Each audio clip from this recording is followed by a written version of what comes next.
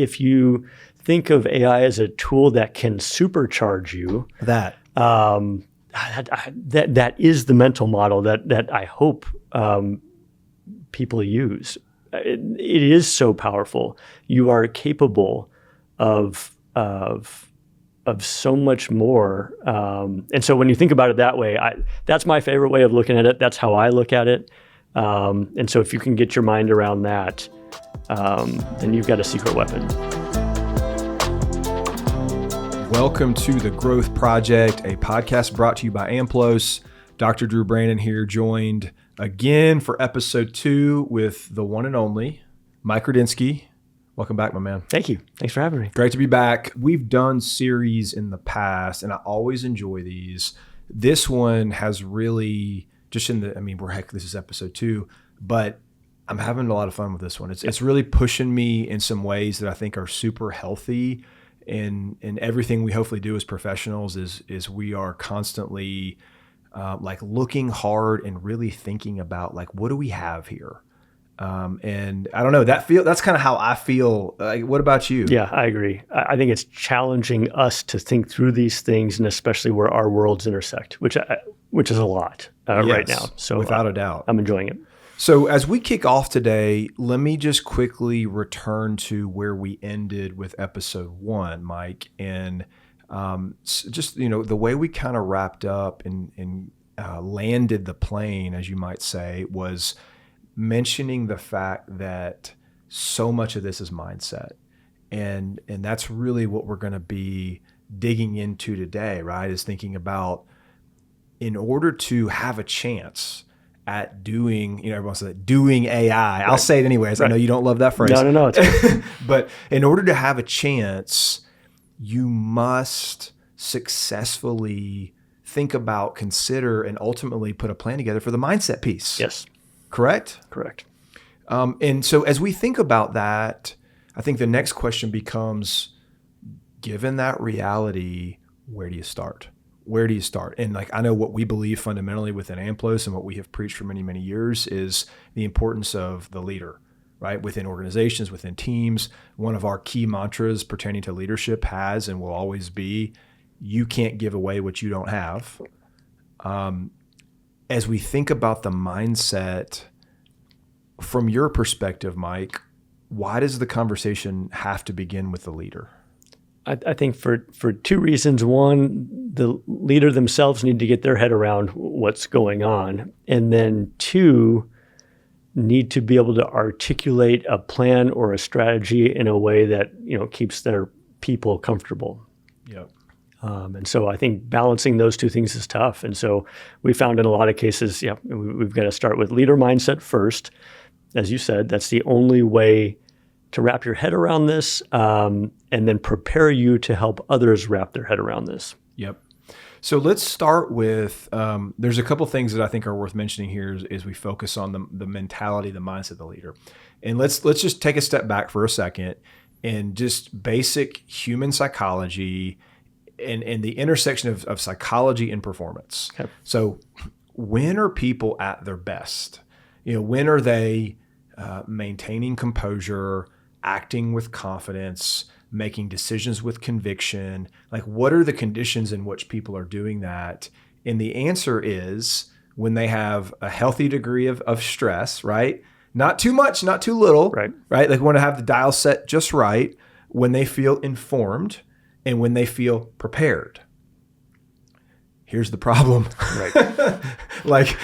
Right now, and you've been in these boardrooms, you've been in these what's your honest take on the degree to which leaders are feeling prepared, informed, and convicted in their decisions right now? And that's tough with AI. The ground is moving constantly. And so every week or every day, some new model, some new capabilities coming out, some new thing to learn and to try to wrap your mind around, including some pretty big, these aren't just tools. This is a pretty big mindset shift. Right. And so that's happening daily. And so I think figuring out where is the firm ground, what are the things that don't change day to day, so that you can handle the stuff that does. Yeah. I'm afraid we have to like get this out fast because it's going to be too deep. Right. Yeah. And we could take this opportunity to date this episode and say this is August 2026. Yeah. So if you're listening to this in October and we sound like fools, Yep. It's not our fault. It just went fast. Right. Yeah. So I think we, on the one hand, what do we know? Leaders have to be clear in their minds in order to have the demeanor and the posture necessary in order to do what their job is within organizations. But we're acknowledging the fact that right now, on the topic of AI, it's very difficult to do that. All right. So we're going to get to the mentality we're trying to instill throughout the organization. But Mike, let's kind of double click into that here for just a moment. We know that leaders aren't confident, are stressed. Right. I'm curious whether it be through what you just know or maybe actual conversations you've had with these leaders. What are some of the primary questions that are pinging around in their heads as they're trying to sort all this out? So they, like everyone else, are trying to figure out their identity and their value in the context of AI. And the role that they played before or the knowledge that they had before takes a different seat with AI. And so I think they're trying, just like everybody else, to go, okay, where do I fit? And, I think we've mentioned you've got top CEOs saying, no, AI is going to take some of my tasks and take some of my job. That is the important part that I know we'll get to. But yeah, they're thinking the same things everyone else is. And the challenge to the leader is there are things that they can show and things that they can't show in front of others. Yeah, and there are things that they can that I would recommend they say in front of certain people, and things that I recommend they don't say. Until they can say something that will set the team up for success, and they can't necessarily do that at all times. And so I think I always believe in trying to drive some of our observations and some known factors toward action. And one of the actions that we wholeheartedly recommend for leaders right now is you must do a deep dive into yourself at the early stages of making your best attempt to bring this to the organization. So what do we mean when we say that? It's being honest about the questions that exist in your mind. It's being honest about the unknowns, the uncertainties, having a small circle of trust of people you can talk with, and then just finding the right way to balance, because it's good for people in the organization to hear you vocalize some degree of fallibility here, of like, hey, I don't have all the answers. But you need to do that in a way that also bestows confidence but we're working on it. Yep. Yeah, I think so. I think the quiet strength, or I don't need to say much in this moment, it is probably not the right road to go down. I do think your people are decoding everything you say at this point. That's a great word. With respect to AI, and I think that's the challenge. And it's look, that's a hard thing to live up to. So preparation is key. A plan is key. And understanding the types of questions or resistance or things that you're going to see, being ready for those before you're in the moment, before you have to just react. That's right. Yeah, and just what we're really saying is here, like long before you and the organization are rolling out a tool, right? You are rolling out a posture, a demeanor, a mentality. Yep. And you must get that right. Yep. Yeah, and I think you've got to say it right. You've got to arm your senior leaders in a way that they can say it right, and all the way down the chain, which takes preparation. And I think we're going to talk about the different objections or the different concerns or fears that folks come up with, and understanding what those are, being able to anticipate some of those, just so that in the moment you're able to be a stronger calming presence and not do some of the things that, are kind of the trap. Yep.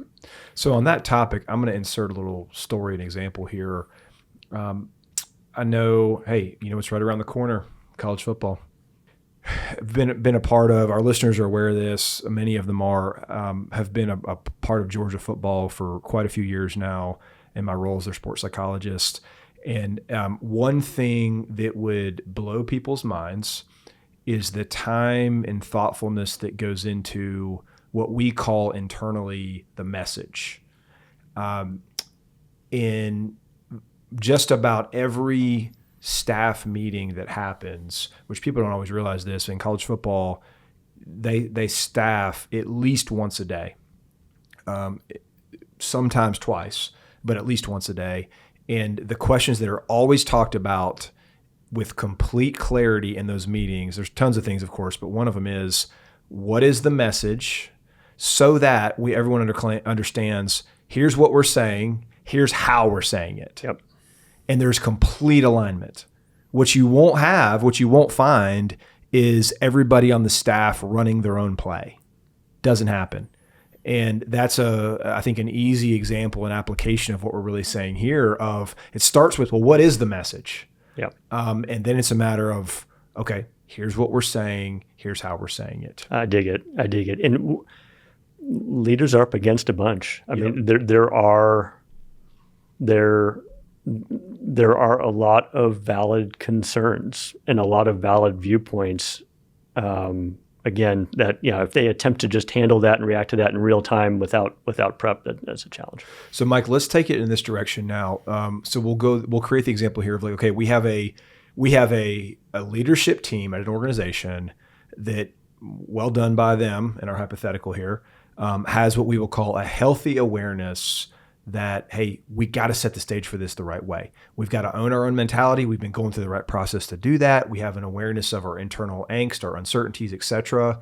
And so now we are beginning to think about, all right, what are the mindsets, objectives, perspectives out there, meaning throughout the organization, that we want to be thinking about as we craft our plan?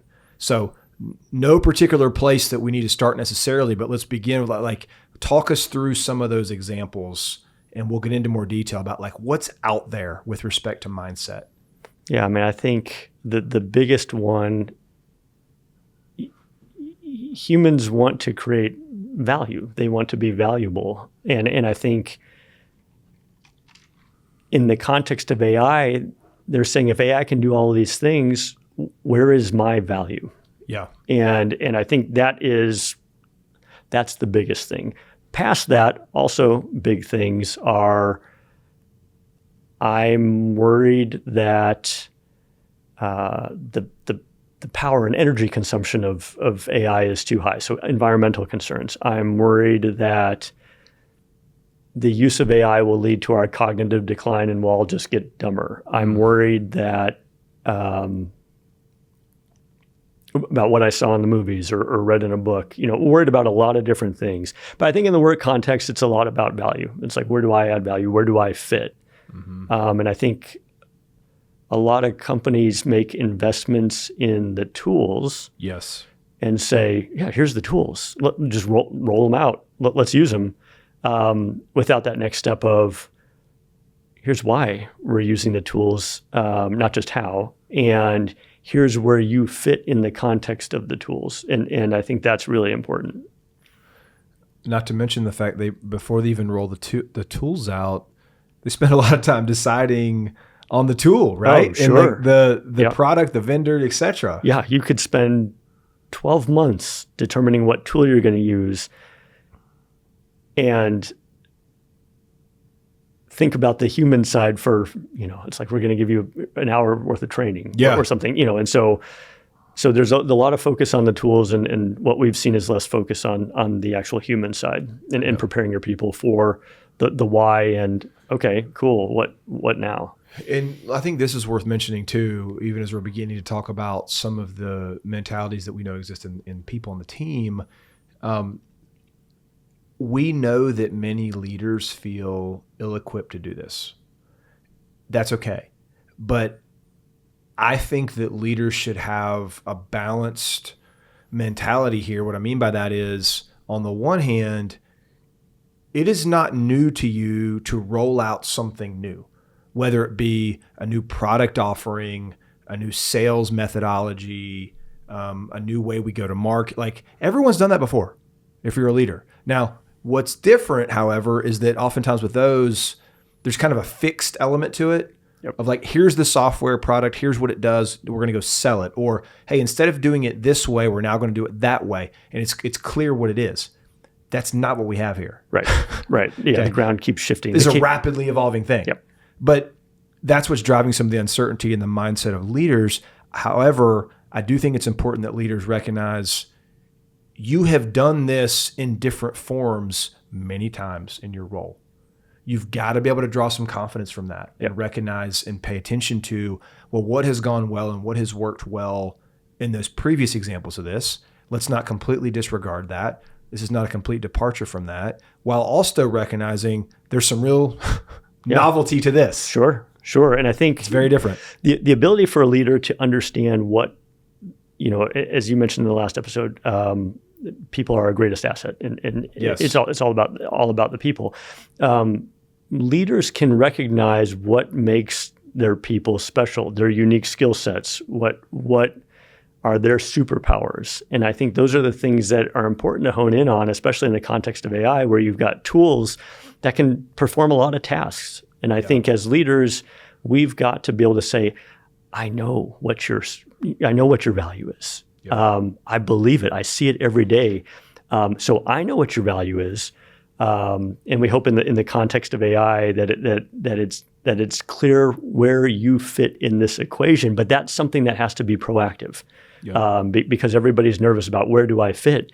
A leader being able to confidently say, I know where you fit, and I know where the tool fits, and I have an idea of how this all works, I think is really important. And I'm not saying that's an easy thing to do, but that will start to help your team and members gain confidence about where they fit in this. And that's what people want, right? They want to know that you see their value, you've thought in a really deep way, in a meaningful way, about what their contribution will continue to be, even if we are onboarding AI. Sure. Which pretty much everyone's onboarding AI. Yeah.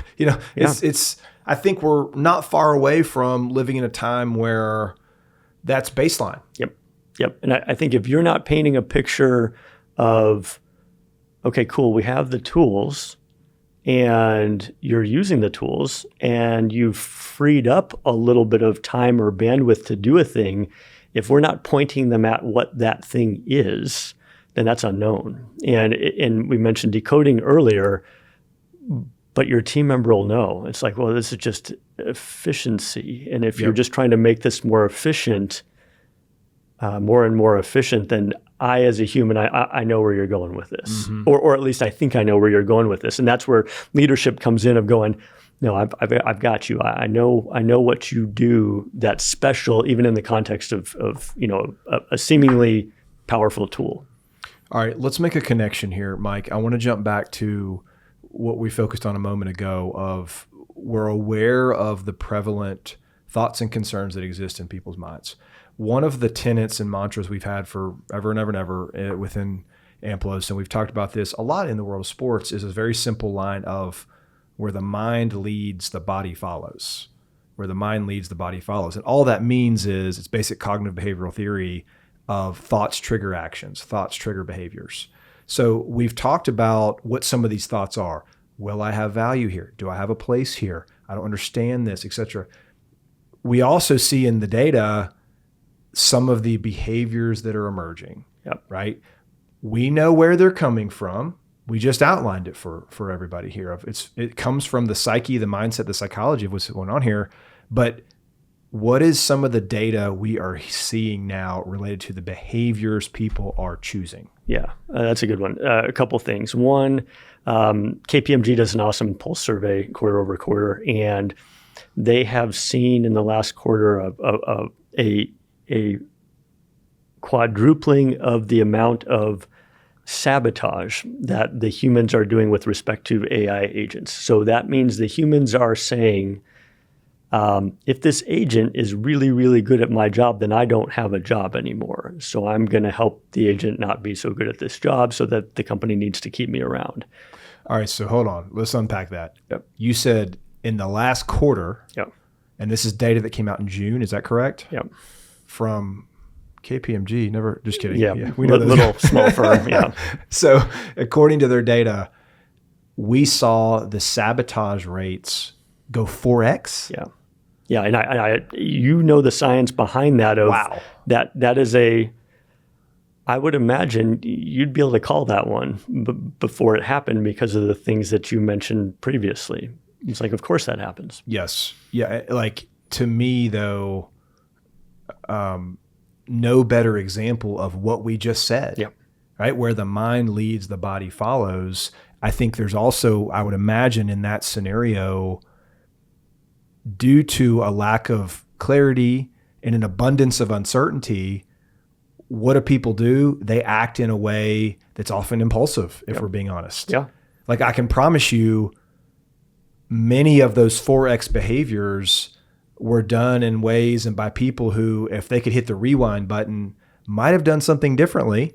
But when you get stressed and you get impulsive. Yeah. It's very normal. Yeah. Yeah. And I think we saw that coming up in past clients where I could show leadership a lot of different trainings or a lot of different topics that we could cover, from the very most basic literacy around AI to actually building AI and building the agents. So topics all throughout. And the ones that they kept asking for more and more on were on fear and resistance. And how do we handle this kind of change? This isn't your typical change management, but how do we handle this? And so I think not only are we seeing it in the data, we're seeing it in conversations with real companies of saying, we've got to understand how to handle this because this is a big problem. And it should be pretty, when you look back on it, pretty logical of how we got here.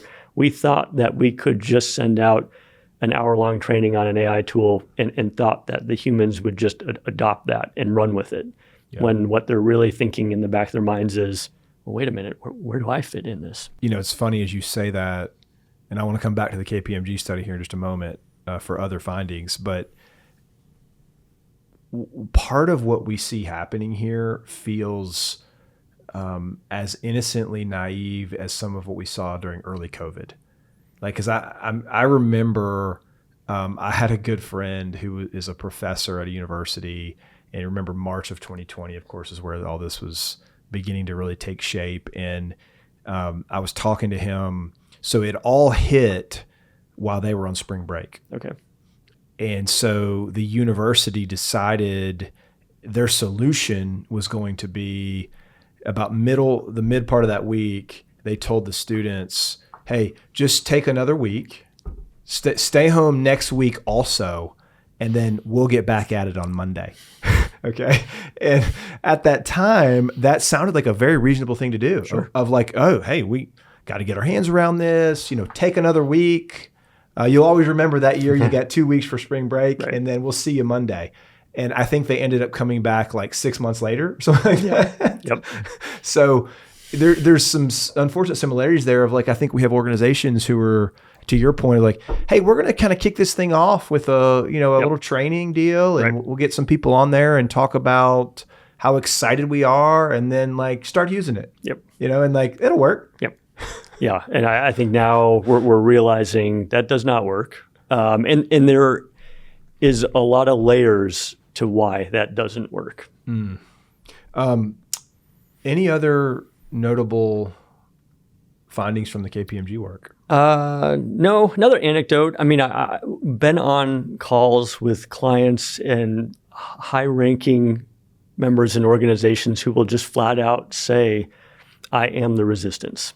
And so, wow, you can hear it. And so on one hand, we're asking leaders to be proactive. On the other hand, It's like, you'll just hear it if you listen for it. This person made it real obvious by saying literally those words on a conference call. So sometimes it's said out loud, and sometimes it's not, but it's there. That was an interesting way to get moving on the. It was, yeah. I had 45 minutes to try to talk through it and see. Okay, I'm sure all valid reasons why you are the resistance, but let's talk through the realities of where this thing is going and where it probably needs to go. Okay, let's introduce a little bit of the tension here, if that's okay, because I also don't want to be naive on our side.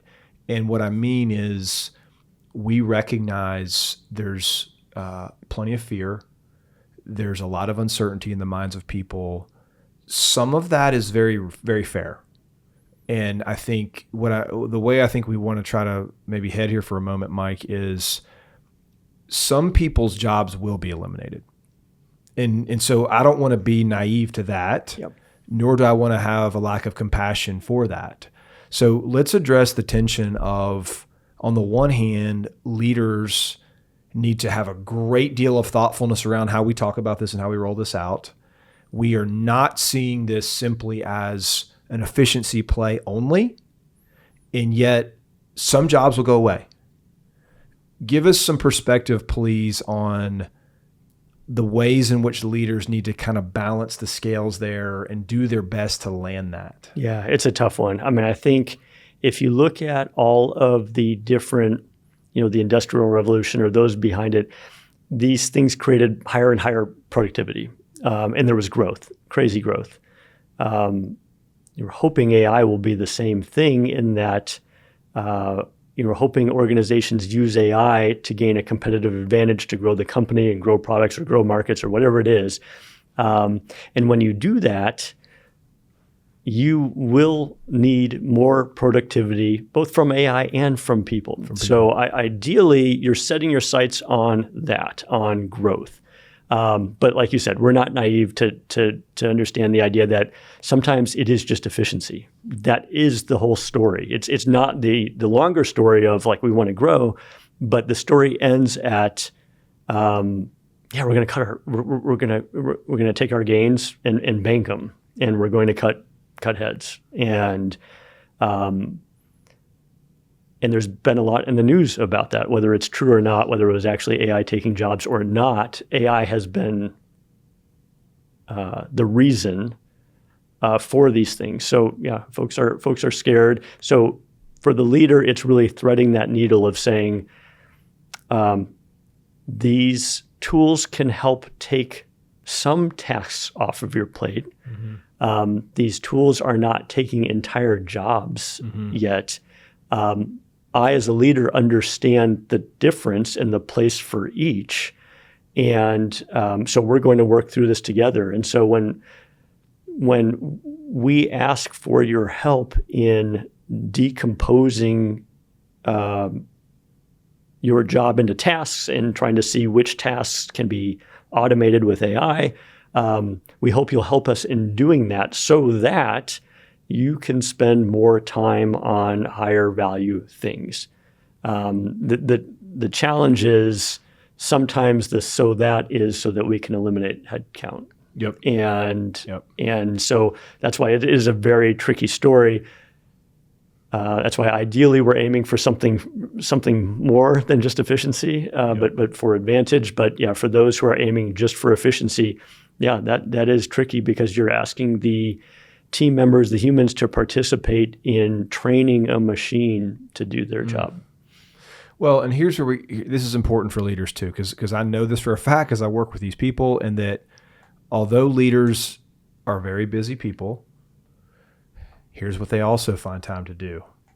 They're still on Twitter. They're still on LinkedIn. They're still on Instagram.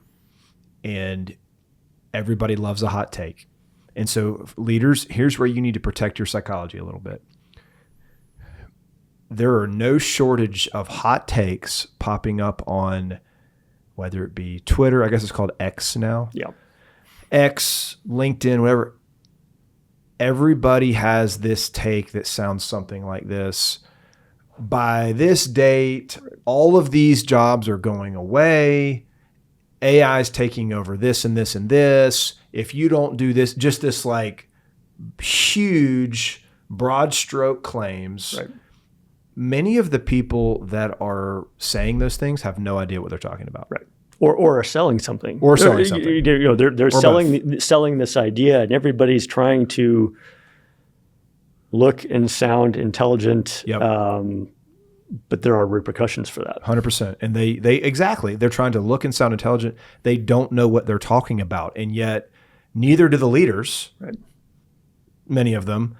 And so they're reading these things, and I can promise you, because I've had these conversations, the wheels get turning and they just don't know what to do with that. Yeah. They're like, well, gosh, if I'm not eliminating X, Y, and Z, I'm not doing my job. Right. When in reality, where did you come up with that idea? You didn't. You just had you made a bad decision on your input sources. Right, right. And that one thing can set in motion a whole sequence of events. And I think, more accurately, when a leader is thinking about roles or the company, and this is actually the way it plays out, it is more likely that AI does a thing, human does a thing. AI does a thing, human does a thing. And you figure out where the human fits and you're able to articulate that to your people, that will start to calm some of that. But if you don't, if for some reason you go to the extreme like you were just mentioning, which was AI does a thing. Yeah. We left out the human part, which is actually the reality. I mean, AI is good. It's not that good. And so I think a very useful thing is breaking down these tasks or jobs. You're going to have to do it anyway. And so that lets the human know, oh, here's where I fit. Here's where my value is. And yeah, there could be a point where that changes, but for right now, for the vast majority of AI use cases, that's how it works. The human is in the loop, on the loop. The human has its place. So leader's job to be able to articulate that. And I think back to my example, that's very real. And I like, you've got to have the mental discipline to decide for yourself. Yep. And decide via your leadership team or whatever it might be, cannot be influenced by the hot takes out there. Yep. It's too dangerous, and frankly, it's too unfair to people. Yep. Yeah. Go back to your roots of you are leading people. Yeah. Yeah. And I think, I want to at least touch on the mindset that I think positions people to really win in this space. And that is being able to look at this as you would any other form of like innovation. You go back to what we said in our first episode. Organizations thrive when they are gaining competitive advantage. Yep. Well, historically, how have organizations done that time after time after time? Innovation. Coming up with something new, finding a better way to do something, finding a way to amplify the strengths that already exist within the org, such as people, right? And so I think and you don't do this in a 1 hour session, I can promise you that. Right. But ultimately, if we can get to this place of, hey, we're on the same team, we're in this together, we recognize the power of this new innovation to elevate everything we're doing. Yep. And we recognize the power of the human contribution and the necessary parts where the humans are necessary. Yes. And as long as you can kind of bring that all together, then you are articulating a plan or a strategy that will pass the sniff test of your team members and at least allow them to have some confidence of their part in this, rather than just saying, hey, here's a tool, yep, adopt it. I just think there's such a huge opportunity here, Mike. I'll tell you another reason why. So I remember years ago, this was not a very fun call, but here's what happened. So we were asked, an organization reached out to us interested in us coming in and doing a session with their organization on burnout. Okay. And it was one of these ones where the person who reached out, who wanted to bring us in, wasn't the ultimate decision maker. And so we had the preliminary conversations, and now we were on to phase 2, where who's joining the call today? The decision maker, right? You know where these sometimes go. Yes. So we get on the call, and we get through the pleasantry stage, and so now we're on like, okay, what are you going to do? And we get into it, and we're kind of walking through the plan, and then we get interrupted. And here's what the decision maker says. I've sat through plenty of these burnout things over the years, and some of them have touched on or mentioned the research. Some of them haven't. But one of the things I've noticed is every time someone is mentioning this research or touching on the data, it never changes. It's not getting better. The other thing that hasn't gotten better as a result of us doing burnout stuff, I just did the air quotes with my fingers, is when we survey our people every year, the numbers are never any better. So why should we hire you guys to come in and tell us the same data of how burnout's not getting any better, and then get the same results when we ask our people how they're doing? Great question. Yeah. What'd you say? Okay, so here's what happened. Well, first of all, she was exactly right. If you go and look at the data on burnout, it isn't getting any better.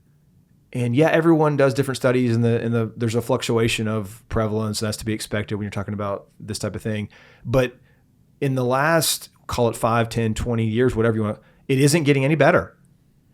And so the reason I'm bringing this up, hopefully you're not wondering, maybe you are. The reason I'm bringing this up is I think that this could be something that maybe we got a chance here, because the ways in which AI can transform the work that people are doing, I think could really elevate people's enjoyment for their job, the ways in which they can do work differently now, the ways in which they can maybe offload some things that are the things that tax them the most and create some of the burnout. And it feels like there's some momentum here that could be promising.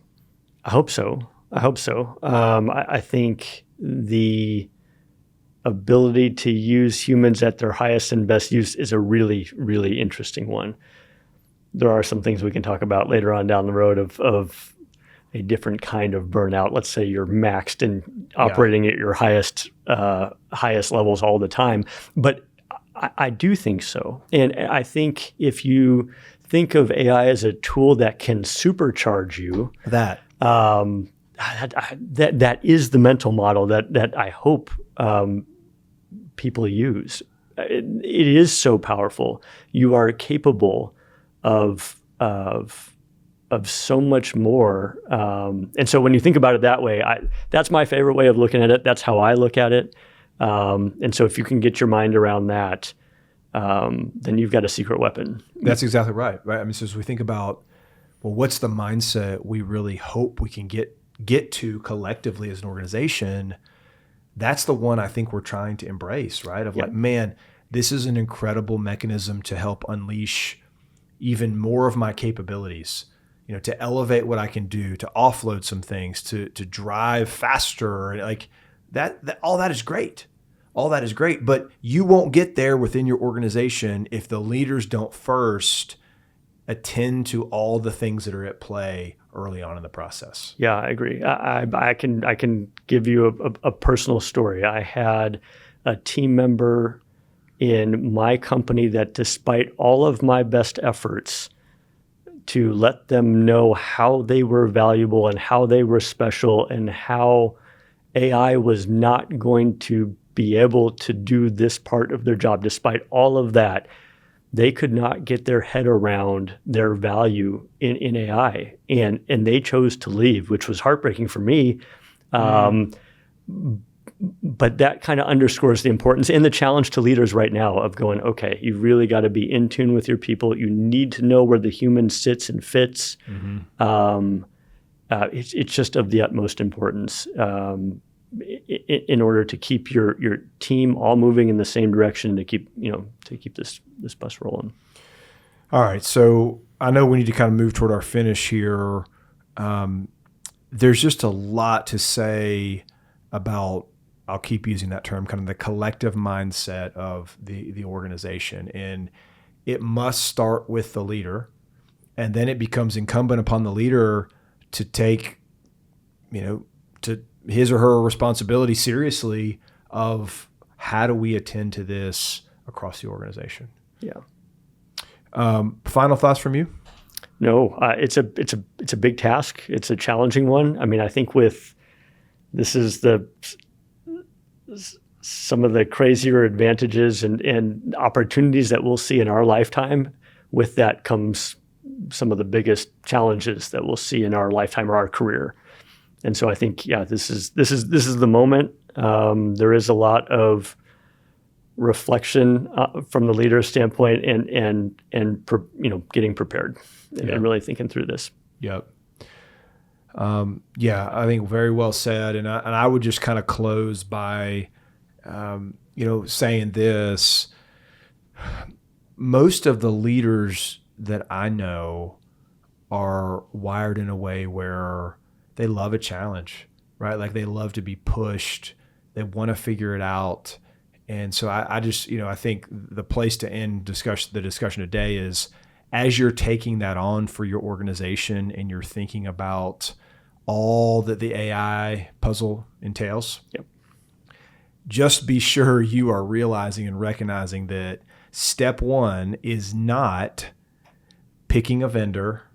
Step one is not deciding where it goes or who gets it and who doesn't, or what level of it none of that is where you begin. You begin with yourself and reflecting and understanding and assessing your internal dialogue, your internal thoughts on this whole thing, and then very thoughtfully and strategically working a plan to attend to that for your team.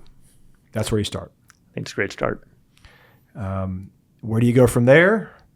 I don't know. I'm not that expert. No. But we'll get there. Yeah, stay tuned. Okay. Well, hey, thank you for tuning in.